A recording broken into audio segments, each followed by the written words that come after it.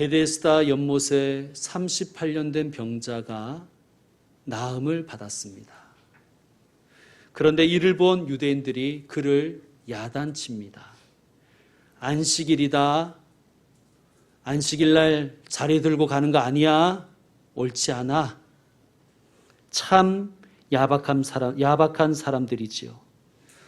무엇이 중헌디? 무엇이 중헌냐고. 무엇이 중한지도 모름서라는 영화 곡성의 대사가 생각납니다. 38년 동안 병마에 고통받던 사람이 나았습니다. 기적이지요. 나은 이의 손을 잡고 덩실덩실 춤을 춰도 모자라지 않겠습니까? 설령 생면부지의 사람일지라도 이 사람의 사연을 들으면 기뻐하고 축하해 주지 않겠습니까? 그것이 인지상정이지요. 그런데 유대인들은 이 가련한 인생에게 옳고 그름을 따집니다. 안식일에 물건 들고 다니는 거 옳지 않음을 모르냐? 유대인들이라고 되어 있지만 율법을 잘 알고 또 율법을 가지고 이렇게 사람을 윽박지르는 것으로 봐서 예루살렘에 있던 바리새인들이었던 것으로 추정됩니다. 바리새인들은 종교 지도자들입니다. 사랑 없는 종교, 눈물 없는 규율, 그것이 이렇게 잔인한 것입니다. 성도 여러분, 그러므로 이것이 우리의 모습이 되지 않도록 우리는 항상 기도하고 자신을 살펴야 됩니다. 요한복음 8장에 가면 간음하다가 잡혀온 여인에게 예수님이 이렇게 말씀하십니다. 나도 너를 정죄하지 아니하노니 가서 다시는 죄를 짓지 말라. 여러분, 이 말씀의 순서를 다시 한번 생각해 보세요.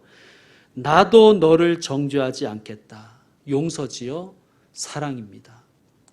가서 다시는 죄를 범하지 말라. 법이지요, 규율입니다. 무엇이 먼저였습니까? 사랑이 먼저입니다. 성도 여러분, 사랑이 법을 앞섭니다. 사랑이 제일입니다. 사랑이 바탕에 있고 규율과 교리가 있는 것입니다. 여러분, 우리도 마찬가지입니다.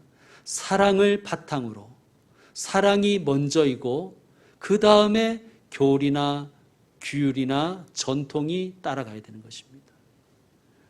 11절, 병에서 나은 자가 유대인들에게 대답합니다. 나를 낫게 한 그가 자리를 들고 걸어가라고 했다. 이 말을 들은 유대인들이 다시 물어요. 12절 말씀 여러분 읽어주십시오. 12절 말씀입니다. 시작. 그들이 묻되 너에게 자리를 들고 걸어가라 한 사람이 누구냐? 아멘. 자, 이 분명히 38년 병을 앓다가 나은 사람은 나를 낫게 한 그가 자리를 들고 걸어가라 했다고 했습니다. 유대인들은 나를 낫게 한 이 사람을 낫게 한 그에는 관심이 없어요. 이 사람이 나았다는 사실은 관심이 없어요. 그들의 관심은 너에게 자리를 들고 걸어가라고 부추긴 사람이 누구냐는 거예요. 그를 색출해서 일벌백계 하여 율법의 권위를 세워야 한다는 것이죠. 사랑이 상실된 종교, 눈물이 사라진 종교인들이 이렇게 무서운 것입니다. 나를 낫게 한 그라는 말을 유대인들이 무시했다는 것 자체가 놀라운 것입니다. 여러분, 왜냐하면 우리는 잘 아는 것처럼 유대인들은 메시아를 대망하는 사람들이죠. 그들은 지금도 메시아를 대망합니다.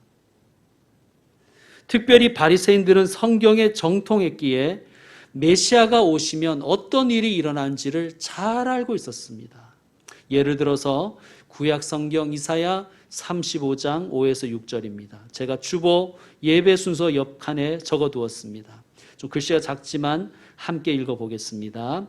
그때에 맹인의 눈이 밝을 것이며 못 듣는 사람의 귀가 열릴 것이며 그때에 저는 자는 사슴같이 뛸 것이며 말 못하는 자의 혀는 노래하리니 이는 광야에서 물이 솟겠고 사막에서 시내가 흐를 것임이라. 아멘. 이사야서에서 혹은 예언서에서 그때에 할 때, 그때는 메시아의 때입니다. 광야에서 물이 솟겠고 사막에서 시내가 흐를 것이라는 것은 메시아가 오셔서 이 세상을 완전히 새롭게 하신다는 것에 대한 문학적인 표현이에요. 그런데 그때 메시아가 오시면 어떤 일이 일어나는가? 보지 못하던 자를 보게 하시고, 듣지 못하던 자를 듣게 하시고, 걷지 못하던 자가 일어나 걷고 뛰게 하시며, 말 못하는 자가 노래하게 하신다는 말씀입니다. 자, 성경을 잘 알고 있고 성경을 다 지킨다고 자부하던 바리새인들입니다. 그 유대인들이 나를 낫게 한 그라는 말을 들었을 때 메시아임을 직감하지 않았을까요? 그렇다면 어떻게 반응해야 합니까? 기뻐하고 감격해야지요. 이런 치유를 행하시는 분은 메시아이시다. 메시아가 오셨구나. 이 사람을 고치신 분이 바로 메시아이시구나. 그러나 그들에게는 기쁨도 없고 감격도 없었습니다. 하나님을 향한 기대와 소망과 기쁨이 상실된 종교의 모습입니다. 성도 여러분, 우리를 살펴봅시다. 우리에게 하나님을 향한 소망과 기대가 있습니까? 우리의 예배에 감격과 기쁨이 상실되지는 않았습니까? 우리 자신을 살피고 기도하십시다. 안식일은 쉬는 날이에요. 쉰다는 것은 말 그대로 숨을 쉰다는 뜻이지요. 왜 하나님이 우리에게 안식일을 주셨는가? 쉬라고 주셨습니다. 숨 쉬라고, 숨 좀 돌리라고 주신 날입니다. 그러므로 안식일은 복된 날입니다. 그런데 당시의 종교 지도자들은 이 안식 누리라고 주신 안식일을 가지고 사람들의 숨통을 조였습니다. 참고로 안식일은 금요일 해 떨어진 순간부터 토요일 해 떨어질 때까지를 가리킵니다. 그러므로 주일은 안식일이 아닙니다. 그러나 주일은 안식일의 뜻과 정신을 계승합니다. 담고 있습니다. 그래서 우리 그리스도인들은 주일을 안식일로 여기며 안식일로 지키는 것입니다. 십계명은 안식일을 기억하여 거룩하게 지키라고 명령하지요. 십계명은 가장 중요한 율법이에요. 안식일에 일하는 사람은 돌로 쳐서 죽이라고 했습니다. 구약시대 같으면 우리 중에도 돌 맞을 사람이 꽤 많을 것 같습니다.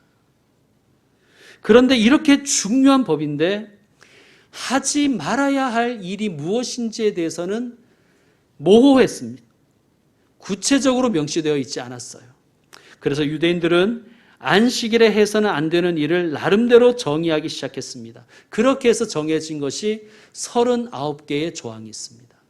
그리고 그 39개 각 조항에 6개씩의 세부 세칙이 있습니다. 마지막 39조는 이렇습니다. 물건을 한 곳에서 다른 곳으로 옮기는 것이 일이다. 안식일에 하지 말아야 될 일이다. 그러면서 실행 세칙에는 2m 이상 움직이지 말라 이렇게 되어 있습니다. 자, 38년 된 병자가 바로 이 조항을 어긴 거예요. 여러분, 이 조항 누가 만든 겁니까? 하나님이 만드셨어요? 아니지요. 사람이 만들었습니다. 자, 하나님은 분명히 일하지 말고 쉬라고 하셨습니다.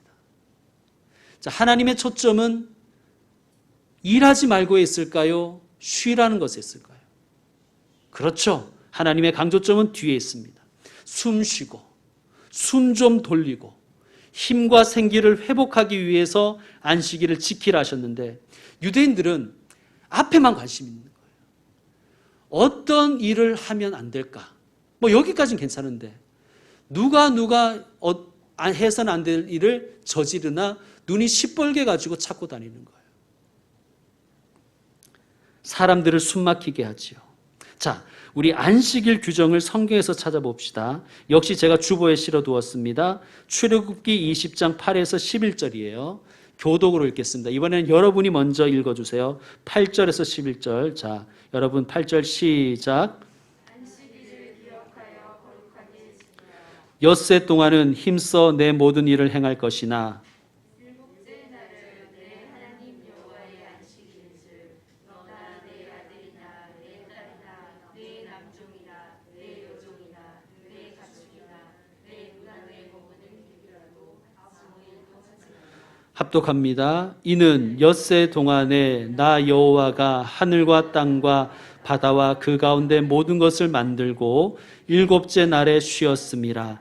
그러므로 나 여호와가 안식일을 복되게 하여 그날을 거룩하게 하였느니라. 아멘.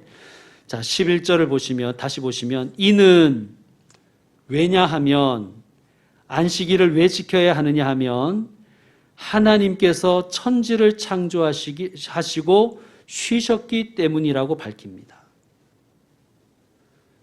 하나님이 천지를 창조하시고 쉬셨기 때문에 안식일을 지킨다는 것은 하나님의 창조는 완전합니다라는 신앙 고백입니다.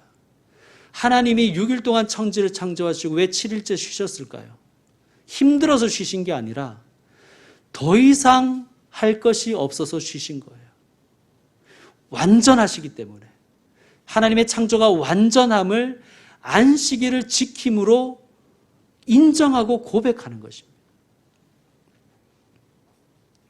그러므로 안식일을 거룩하게 지키는 사람은 창조의 하나님을 믿는 복된 사람이에요. 말씀 한 곳을 더 봅니다. 신명기 5장 12에서 15절 역시 주보했습니다. 여러분이 먼저 읽어주십시오. 12절 시작. 내 하나님 여호와가 내게 명령한 대로 안식일을 지켜 거룩하게 하라. 엿새 동안은 힘써 내 모든 일을 행할 것이나 일곱째 날은 내 하나님 여호와의 안식일인즉 너나 내 아들이나 내 딸이나 내 남종이나 내 여종이나 내 소나 내 낙이나 내 우는 가축이나 내 문 안에 유하는 길가로 아무 일도 하지 못하게 하고 내 남종이나 내 여종에게 너같이 안식하게 하시니라. 여러분 15절을 읽을 때는 출애굽기 말씀과 한번 비교하면서 읽어주세요. 출애굽기의 말씀에서는 창조의 하나님을 믿는 믿음으로 안식일을 지키라는 것이죠. 자, 15절 같이 합독합니다. 너는 기억하라. 내가 애굽 땅에서 종이 되었더니 내 하나님 여호와가 강한 손과 편팔로 거기서 너를 인도하여 내었나니 그러므로 내 하나님 여호와가 내게 명령하여 안식일을 지키라 하느니라. 아멘.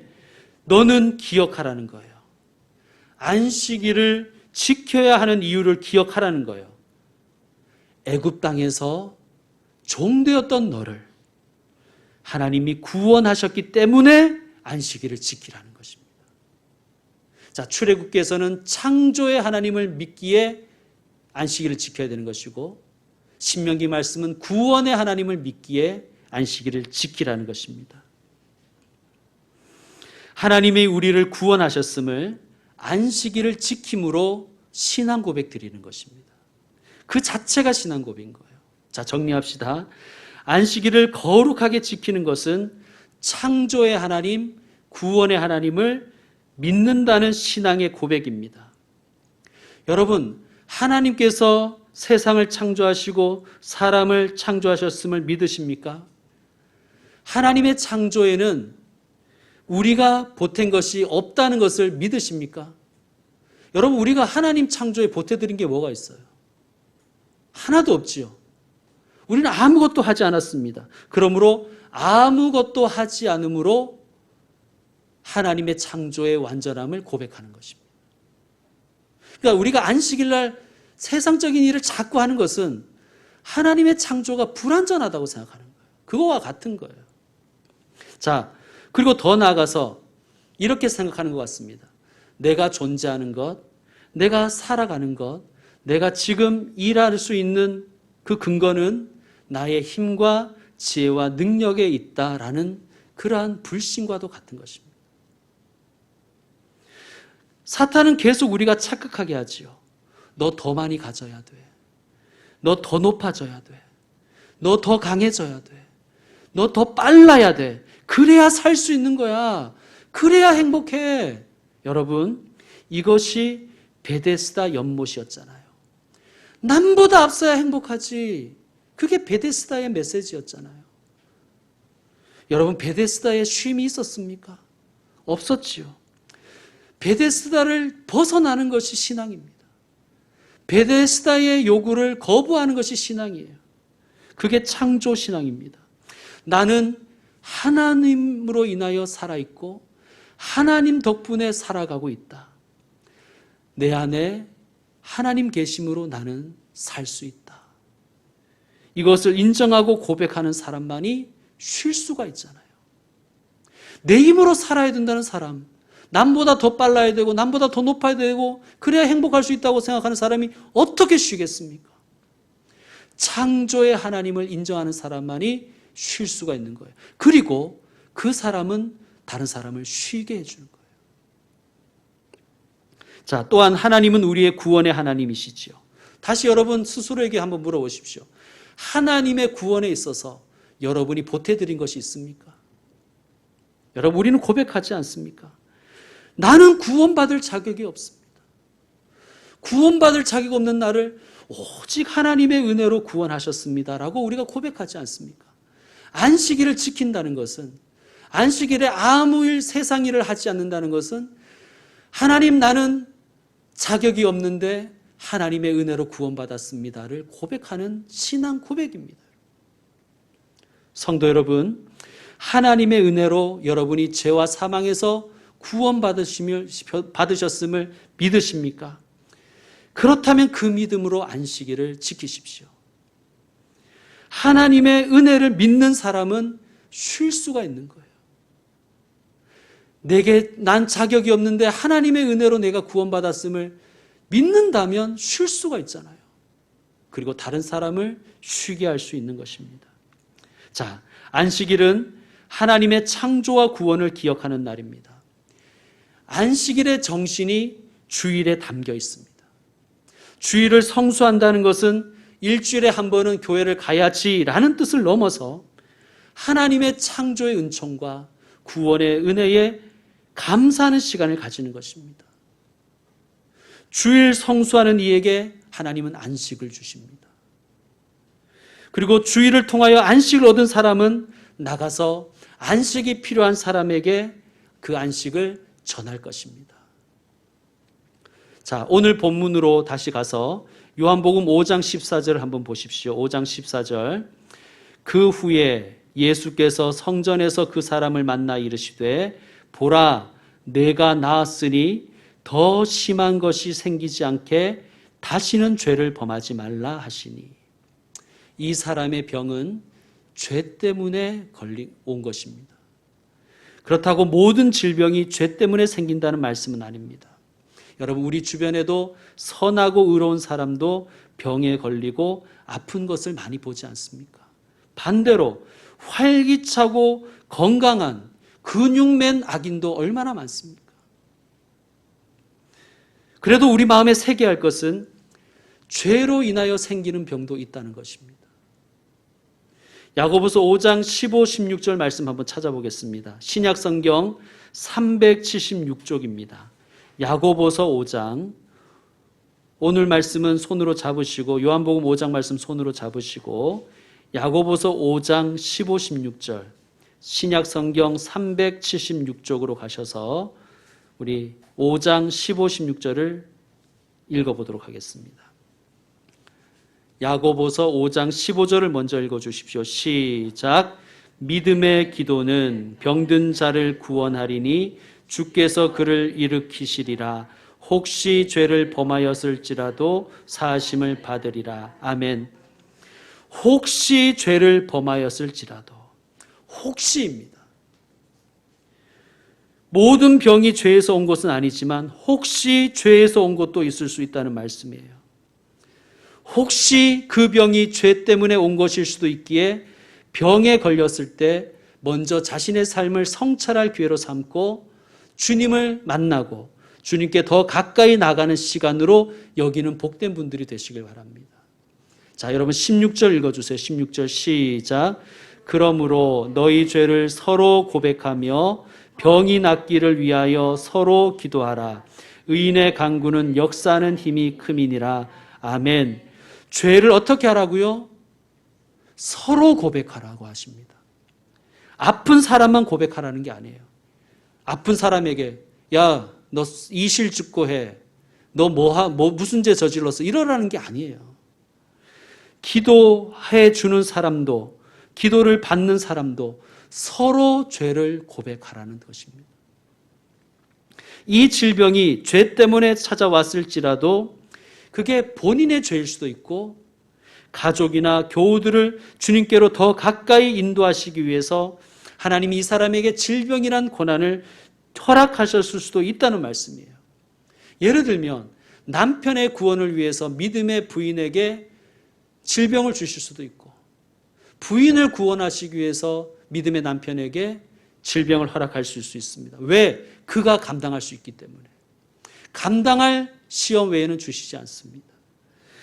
남편의 구원 때문에 믿음의 아내가 대신 아플 수도 있고 또 부인의 구원 때문에 믿음의 남편이 대신 아플 수도 있습니다. 그러므로 죄를 서로 고백해야 되는 거예요. 자, 죄를 고백하고 사함을 받은 사람을 하나님은 의인으로 보십니다. 의인의 간구는 역사하는 힘이 큽니다. 의인이라는 것은 바른 행동만 하는 사람이 아니라 죄를 고백하고 사함 받은 사람입니다. 요한복음 5장으로 다시 넘어와서 17절입니다. 제가 읽겠습니다. 요한복음 5장 17절. 예수께서 그들에게 이르시되 내 아버지께서 이제까지 일하시니 나도 일한다 하시매. 아멘. 유대인들이 예수가 안식일에 사람 고쳤다고 해서는 안 될 일을 시켰다고 난리를 칩니다. 그런 와중에 예수님은 그 논란을 잠잠하게 하시는 것이 아니라 논란을 더 키우십니다. 이렇게 말씀하시죠. 내 아버지께서. 이건 유대인들이 경기할 말입니다. 물론 유대인들도 하나님은 이스라엘의 아버지시다라는 표현을 쓰긴 했습니다. 그러나 그것은 마치 시적 허용처럼 문학적인 표현을 쓸 때 그때만 허용하는 그런 표현이에요. 그때도 내 아버지라고는 하지 않습니다. 우리 아버지, 이스라엘의 아버지 이렇게 표현하는 것이죠. 그런데 예수님은 하나님을 내 아버지, 친아버지라고 말씀하시는 거예요. 여러분 이 말씀은 하나님과 예수님이 같은 분이라는 뜻입니다. 그러니까 유대인들은 경기를 하는 거죠. 신성 모독이 있기 때문에. 자, 18절 말씀 여러분 읽어주십시오. 18절 시작. 유대인들이 이로 말미암아 더욱 예수를 죽이고자 하니 이는 안식일을 범할 뿐만 아니라 하나님을 자기의 친아버지라 하며 자기를 하나님과 동등으로 삼으시노라. 아멘. 자, 예수님이 이런 말씀을 하셨습니다. 내 아버지께서 이제까지 일하신다. 여러분 하나님 지금 일하고 계실까요? 아멘입니다. 무슨 일을 하실까요? 아까 창조는 분명히 완전하다고 하셨는데 무슨 일을 하실까요? 하나님은 창조하신 세상의 안식을 위해서 피조세계를 관리하고 계십니다. 그것을 우리는 섭리라고 하는 거예요. 하나님의 안식을 누리며 하나님의 안식을 누리게 하는 복된 분들이 되시길 바랍니다. 구원의 하나님은 지금도 구원의 일을 하고 계시는데 아들이신 예수님께 위임하셔서 구원의 일을 하십니다. 하나님은 세상이 예수님을 통해 안식 얻기를 원하십니다. 여러분 교회는 그리스도의 몸이라고 하지요.